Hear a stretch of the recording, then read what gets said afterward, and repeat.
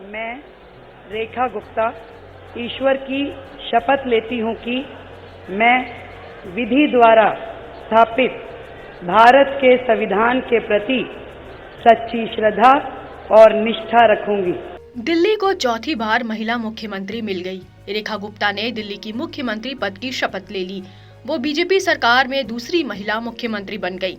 BJP ने बड़े बड़े दिग्गजों की दौड़ में रेखा गुप्ता के नाम पर मुहर लगाकर सबको चौंका दिया। माननीय उपराज्यपाल महोदय से श्रीमती रेखा गुप्ता को मुख्यमंत्री पद की शपथ ग्रहण कराने का अनुरोध करता हूँ।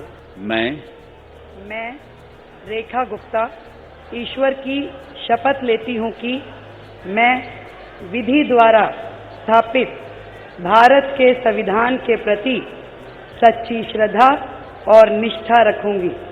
मैं भारत की प्रभुता और अखंडता अक्षुण्ण रखूंगी। मैं मुख्यमंत्री के रूप में अपने कर्तव्यों का श्रद्धापूर्वक और शुद्ध अंतःकरण से निर्वहन करूंगी।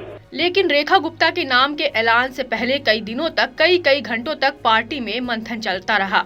8 फरवरी को चुनावी नतीजे आने के बाद से ही मुख्यमंत्री बनने की रेस में अलग अलग नाम थे।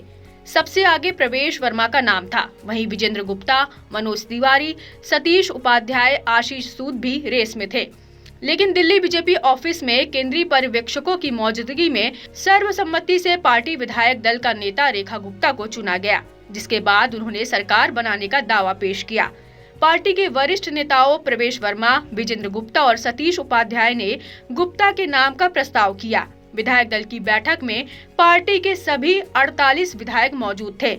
साफ है कि दिल्ली में मुख्यमंत्री चुनते समय बीजेपी ने कई कारणों को तलाशा तो कई समीकरणों को साधा। बीजेपी ने रेखा गुप्ता को मुख्यमंत्री बनाकर महिलाओं को साधने की कोशिश की, तो साथ ही दिल्ली में वैश्य समाज को भी साधने का काम किया।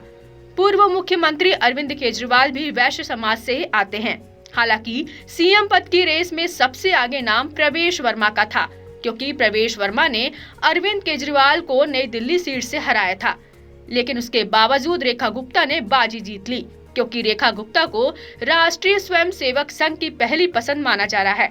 इसके अलावा रेखा गुप्ता को सीएम बनाने की वजह ये भी मानी जा रही है कि इस बार दिल्ली में महिला वोटरों ने बीजेपी को जमकर वोट दिया। बीजेपी ने भी महिलाओं के लिए कई योजनाओं का ऐलान किया। खास तौर से महिलाओं को हर महीने 2500 रुपए देने का वादा किया, तो गरीब महिलाओं को रसोई गैस सिलेंडर पर 500 रुपए की सब्सिडी, होली और दिवाली पर एक मुफ्त सिलेंडर का वादा किया।